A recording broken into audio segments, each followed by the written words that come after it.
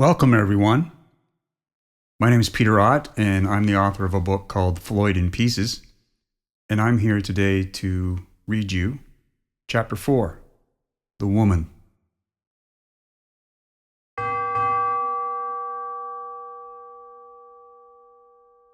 I'm outside in the bright sunshine this morning. It seems like it's been days since it's shown itself, though it could just be that I haven't seen it. I haven't been looking. It's warming my face, but my mind continues to be blanketed in dense clouds and haze.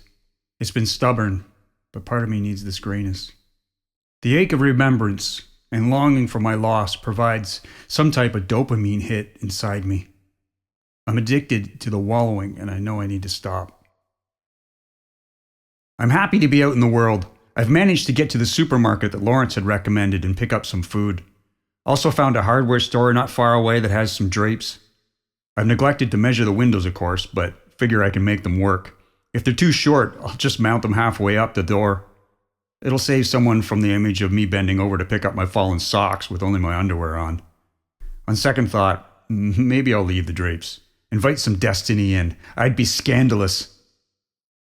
Shaking my head, I make my way back to the apartment. Picking my footfalls specifically to try to stay in the sunlight. There are a surprising number of trees along the way. I love that, but they block the sun, and I need the warmth. My hands are full, so I put the drapes on the cement and I fish out my keys. There's a parcel leaning against the door. I finish unlocking the door and pick it up. It's likely for Richard or the last owner, since nobody but John really knows I'm here. I open the door and toss it onto a random box pile before going back for the drapes and everything else. I'm so very tired now, but satisfied that I did something and know more about this new place than I did yesterday. Baby steps. I shove the groceries into the fridge, lean against the counter, and survey the brown sea of trials that have yet to be taken. I have yet to unpack, but I'm starting to get used to walking around within the alleyways I've managed to carve out. I lift the cover off the bird and give him some food and water. "What's up?" he squawks. The phrase isn't getting old yet because he's company. Marjorie would never forgive me if I let the thing croak. I give him a pat on the head and allow myself a minute to reflect on the day that she brought the thing home. One of her co-workers had a son who was leaving for college. The bird was his, and they could in no way take care of it. We figured out why in the first days. The words the kid had been teaching it, it would just go off. "F you," it would say. "No way, get out. Oh, hell no, won't go." Things like that. What made it funny was when it would machine gun the words out. "F you, F you, F you." We laughed ourselves silly for a while until we realized it was watching. The more we laughed, the longer it went on until it only stopped when we put the blanket over the cage. One of the final things the bird had learned at the old place was singing the words out. Just the other week, we were really sure that we'd heard it belt out, "Oh hell no, won't go," to the tune of Happy Birthday. Like me, the bird had pretty well clammed up. I give his back a final stroke. Things will come around again, Sonny. Like the drapes, I say it mostly for the benefit of the world, not for me. Marjorie's not here. I need to rest and sit down on the couch with the intention of sleeping off the rest of the afternoon. I remove my glasses and close my eyes, but my ears perk up. There's talking in the yard. I sit up, now alert. For the first time since seeing Richard, there's movement in one of the yards, and it's directly behind mine.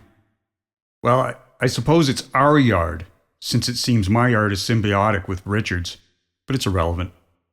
I can't see clearly. The sunshine I crave earlier is now bothersome and wrecking my view. I hold my hand up against the glass and peer under it to get a better look. Still nothing. Oh, I forgot my damn glasses. I grab them from the couch and try again. Yes, there's a woman. She's flinging her hands and wandering. Ah, she's on the phone. But it's still too hard to see. I need my binoculars. I hurriedly look down the columns of boxes that make up the alleyways throughout the apartment. It'll be impossible to find them. Wait! My reading glasses are in the bedroom. If I put on double glasses, I may get the same magnification effect. I quickly rig the second pair of glasses to stack up in front of my eyes and stumble back to the window. I look like an idiot, but it's mostly working. Okay, she's wearing a long house coat with slippers and has what looks like rollers in her dark hair. She's waving her arm around carelessly while her fingers try vainly to hold on to a cigarette. She's crazy, I say out loud without realizing it.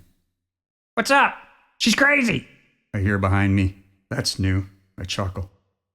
It makes my reading glasses shift unexpectedly, and I'm now seeing double, making the moment the woman loses her grip on the cigarette much more exciting. I adjust them and refocus.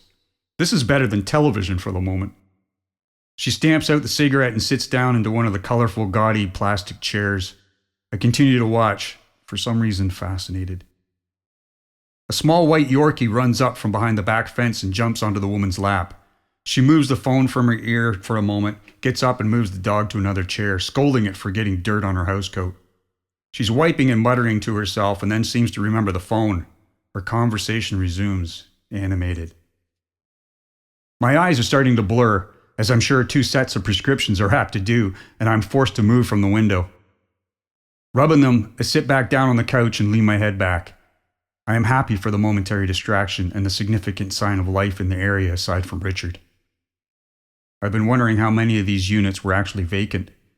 Maybe everyone's just old, failing and wallowing indoors like me. I drift off thinking about the mystery woman, her life, what her story is, and how thankful I am for the fence. Somewhere in one of the boxes, the hall clock is still by some miracle keeping time. I wake up on the couch to 7 muffled chimes, feeling sore and hungry, and nauseated. The smell of curry has drifted in from somewhere, and I can't stand it. I assume it's coming from Richard.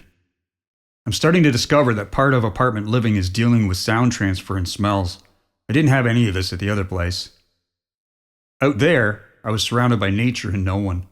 It's funny living in the city, in the midst of millions and still alone. I need to make something to eat to replace the awful smell of curry. I move one of the kitchen boxes to the counter and rummage through it looking for a frying pan.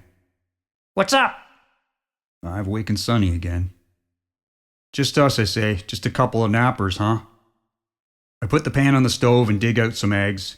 Breakfast for supper. With the pan starting to heat, I walk to the back door to see what the world is up to. A single light shines through the drawn curtains in the woman's apartment and is the only sign of life on the other side of the fence. A raindrop hits the glass and marks the start of the evening and the end of my sunny day. I rub my eyes and turn back to the pan now smoking on the stove. I hope the smoke detector's busted, or Richard will be complaining about more than just the smell.